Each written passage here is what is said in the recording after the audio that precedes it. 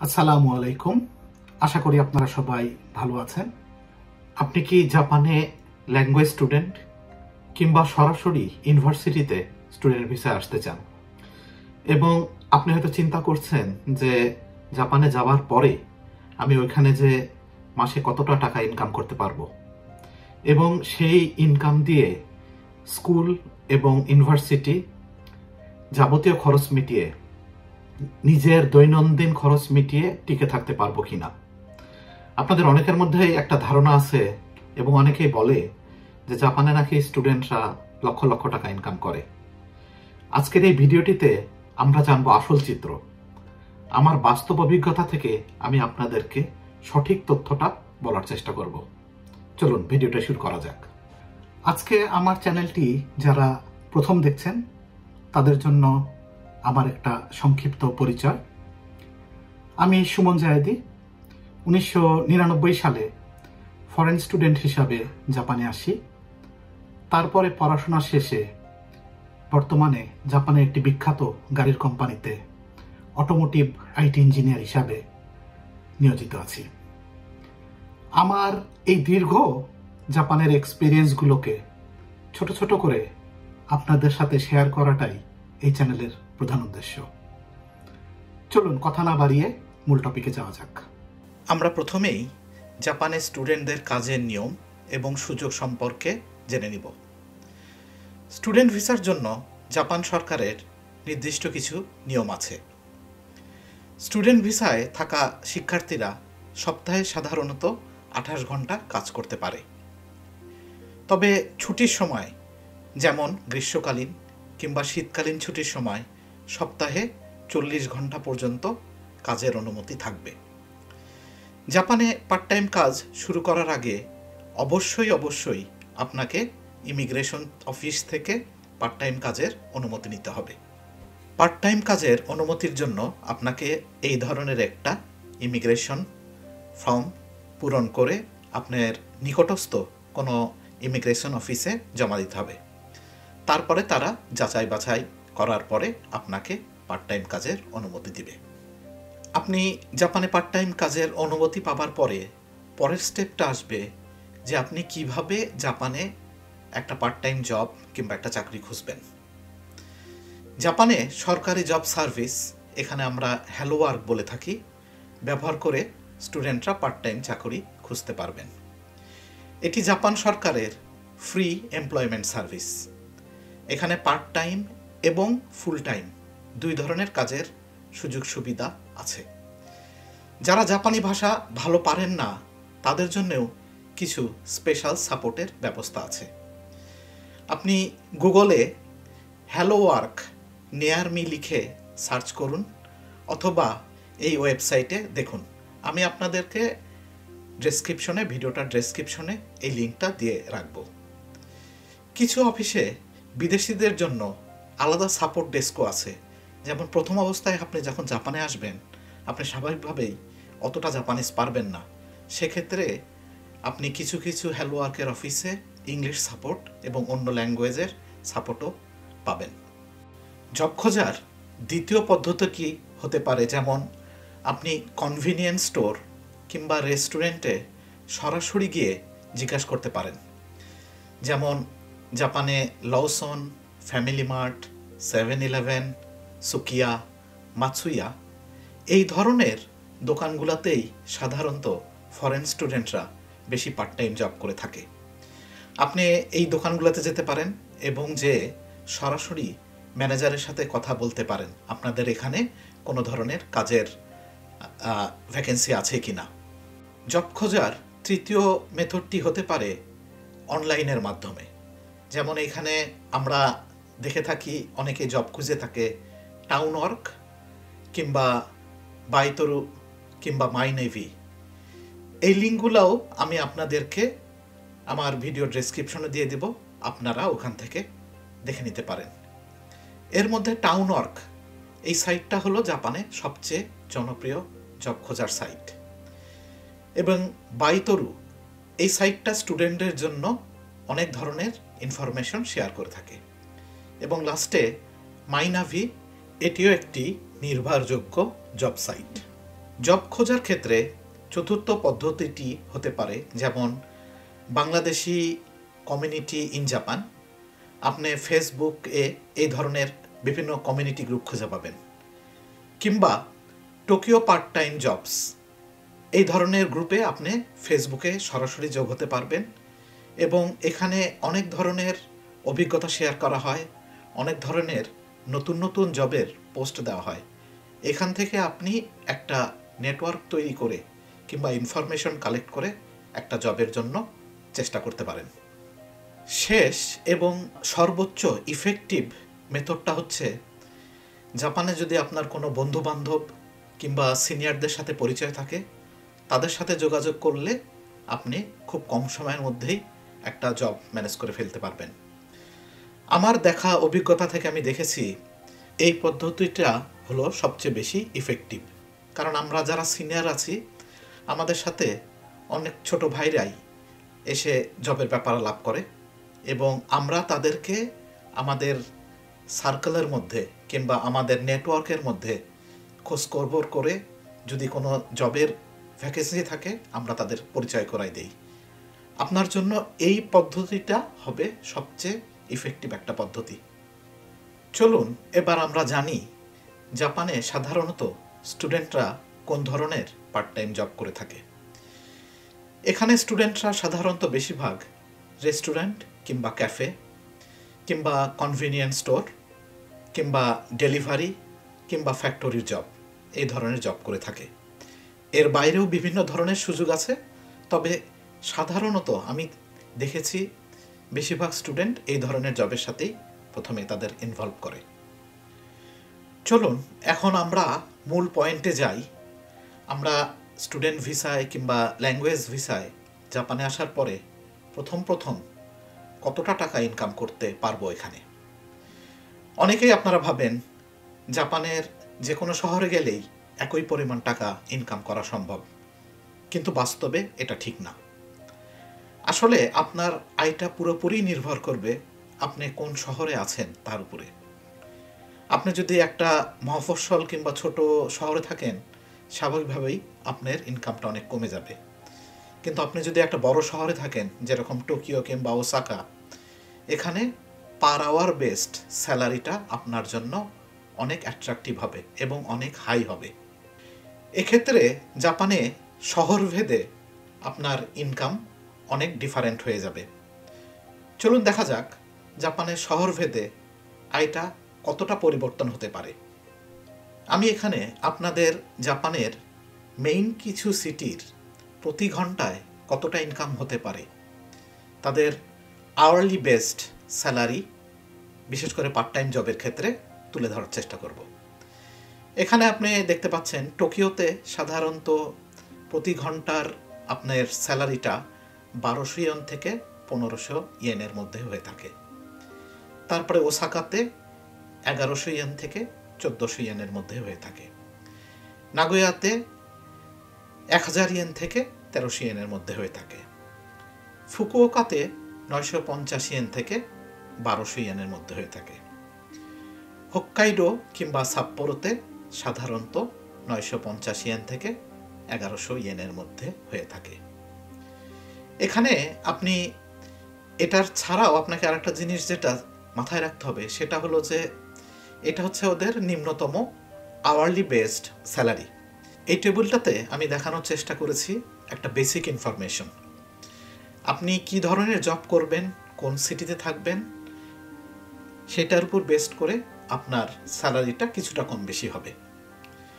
এবং আপনি যদি জাপানে নাইট শিফটে অথবা হলিডে শিফটে কাজ করেন তাহলে আপনার আয় অনেকটা বেড়ে যাবে।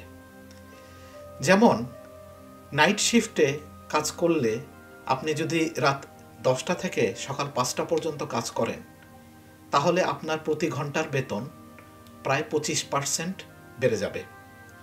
ধরেন আপনার ডে টাইমে অ্যাভারেজ স্যালারি ঘন্টায় 1000 ইয়েন, সেক্ষেত্রে আপনি যদি নাইট শিফটে কাজ করেন তাহলে আপনি সেই ক্ষেত্রে 1250 ইয়েন করে পাবেন প্রতি ঘন্টায়।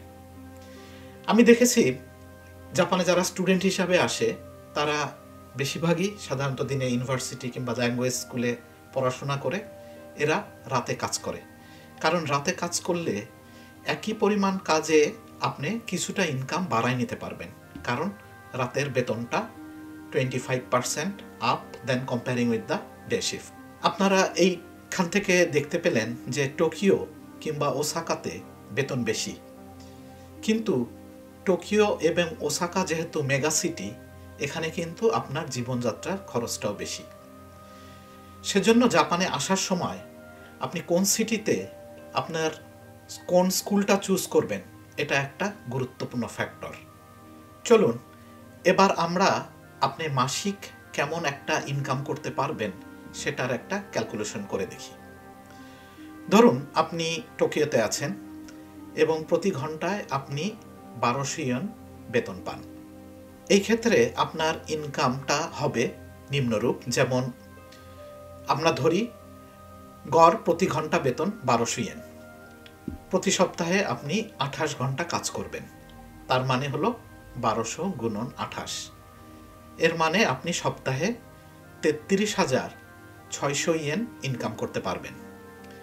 এখন আমরা যদি এক মাসে 4 সপ্তাহ হিসাব করি, তাহলে এই 33,600 গুণন 4, মোটামুটি আপনি 1,34,400 ইয়েনের মতো ইনকাম করতে পারবেন। এই ইনকামটা কিন্তু আপনাকে সিটির উপর বেস্ট করে এবং আপনি কতটা ইফেক্টিভলি কাজ করতে পারছেন এবং আপনার পড়াশোনার পাশাপাশি আপনার কাজের যে শিফটটা, এটা কিন্তু সব সময় মিলবে না, কারণ কোম্পানি হয়তো আপনাকে একটা সময় কাজ দিতে চাবে, ওই সময় আপনি ব্যস্ত ইউনিভার্সিটিতে কিংবা অন্য একটা কাজে, যার ফলে আপনি যে প্রতি মাসেই কিংবা প্রতি সপ্তাহেই পুরোপুরি কাজ করতে পারবেন এমনটা নয়, যার ফলে আপনার মাসের ইনকামটা আপ ডাউন করবে। আমরা বলে এসেছি যে আপনি সপ্তাহে 28 ঘন্টা কাজ করতে পারবেন, এর মানে এই না যে আপনি কণায় কণায় 28 ঘন্টায় পুরাতে পারবেন। দেখা যাবে যে কোনো সপ্তাহে আপনি 25 ঘন্টা কাজ করছেন, কোনো সপ্তাহে আপনি 27 ঘন্টা কাজ করছেন, কোনো সপ্তাহে আপনি 20 ঘন্টা কাজ করছেন। সুতরাং আপনার মাসের আয়ের অ্যাভারেজটাও ওইভাবে চেঞ্জ হতে থাকবে। আমরা মোটামুটি ধরে নিতে পারি যে মাসে আপনি মোটামুটি 1,34,400 ইয়েন থেকে শুরু করে মোটামুটি 1,60,000 ইয়েনের মতো ইনকাম করতে পারবেন।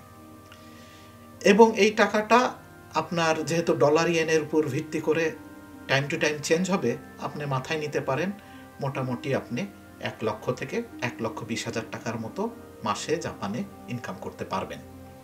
এবং ছুটির সময় যদি আপনি সপ্তাহে 40 ঘন্টা করে কাজ করেন, তাহলে ইনকাম হতে প্রায় আপনি মোটামুটি 1,80,000 থেকে 1,90,000 মতো ইয়েন আপনি ইনকাম করতে পারবেন। তবে ট্যাক্স কাটার পরে আপনার হাতে যে টাকাটা আসবে তার পরিমাণ একটু কমে যেতে পারে। এবং জাপানে আমি যেটা দেখেছি, স্টুডেন্টদের উপরে তেমন কোনো বড় ধরনের ট্যাক্স নাই, হয়তোবা মাসে আপনার ইনকামের উপর থেকে 4-5 হাজার ইয়েন খানিক তারা ট্যাক্স হিসাবে কেটে নেবে। এখন লাস্টে আমার পক্ষ থেকে আমি আপনাদের কিছু টিপস এবং অভিজ্ঞতা শেয়ারের চেষ্টা করব। অনেকেই আমাকে প্রশ্ন করে থাকে, ভাইয়া জাপানে যে কি ইনকাম করে টিকে থাকা যাবে কি না। আপনারা জানেন, আপনারা যদি ল্যাঙ্গুয়েজ স্কুলে প্রথমে আসেন, তাহলে আপনারা মোটামুটি 6 মাস কিংবা 1 বছরের টিউশন ফি জমা দিয়েই আসবেন, যার ফলে প্রথম 1 বছর খানিক আপনারা টিউশন ফি দিতে হচ্ছে না।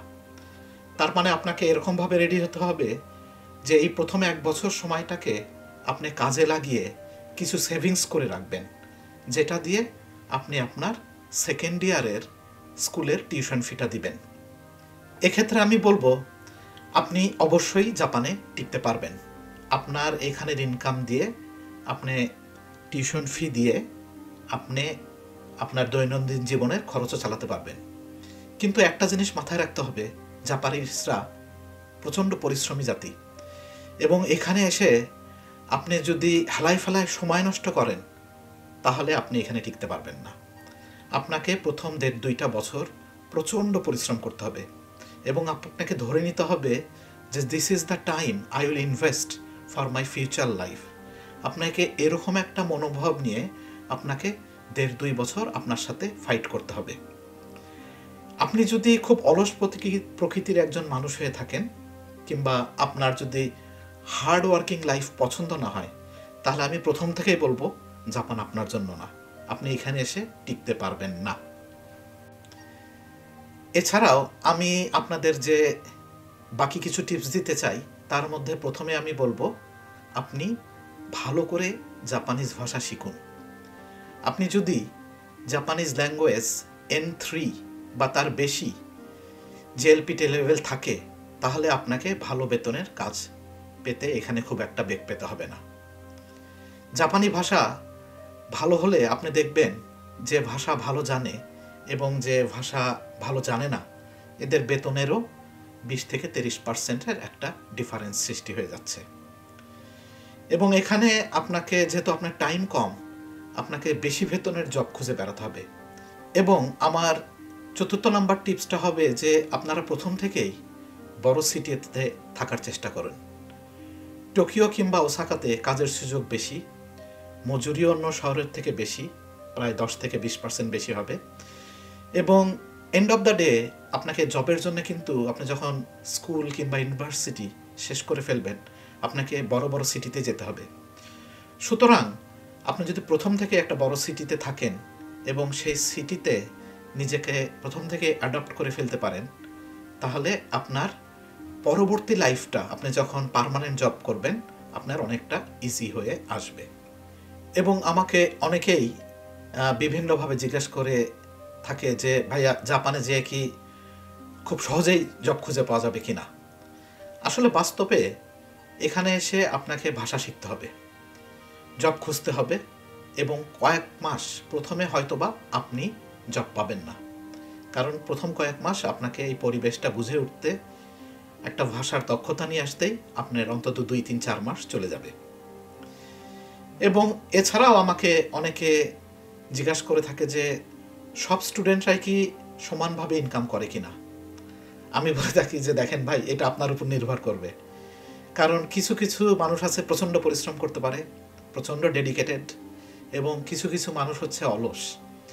আপনি যদি পরিশ্রম করতে পারেন, তাহলে আপনি নিশ্চিত থাকতে পারেন এই দেশটি আপনার জন্য দারুণ একটি সুযোগের সৃষ্টি করবে। পরিশেষে সত্যি বলতে, জাপানে স্টুডেন্টরা ভালো আয় করতে পারে, কিন্তু এর জন্য আপনাকে অনেক স্মার্ট এবং পরিশ্রমী হতে হবে। আপনাকে ভালো করে ভাষা শিখতে হবে, ভালো করে কাজ খুঁজতে হবে, এবং নিজেকে নিজের মতো করে তৈরি করতে হবে। যদি পরিশ্রম করতে পারেন, তাহলে আপনি মাসে এখানে কম করে হলেও 1 লাখ থেকে 1,20,000-30 হাজার টাকা ইনকাম করতে পারবেন, যা দিয়ে কিনা আপনি আপনার এখানের স্কুলের টিউশন ফি, দৈনন্দিন জীবন মিটিয়েও হয়তোবা দেশেও 5-10 হাজার টাকা পাঠাতে পারবেন। কিন্তু পুরোটাই নির্ভর করবে আপনার উপরে, আপনি কতটা হার্ড ওয়ার্কিং, কতটা পরিশ্রম করতে প্রস্তুত, এবং কতটা মেন্টালি স্ট্রং। আশা করি এই ভিডিওটিতে আমি আপনাদের আমার বাস্তব অভিজ্ঞতার আলোকে কিছু ইনফরমেশন শেয়ার করতে পেরেছি। যদি এই ভিডিওটি ভালো লেগে থাকে, তাহলে একটি লাইক করুন, সম্ভব হলে সাবস্ক্রাইব করুন, এবং কমেন্ট করার চেষ্টা করুন। আমি আপনাদের প্রত্যেকটা কমেন্ট পড়ে দেখার চেষ্টা করব এবং যথাসম্ভব উত্তর দেওয়ার চেষ্টা করব। পরবর্তী ভিডিওতে দেখা হবে ইনশাল্লাহ। ততদিন ভালো থাকবেন। আপনাদের জন্য দোয়া রইল। Have a nice day.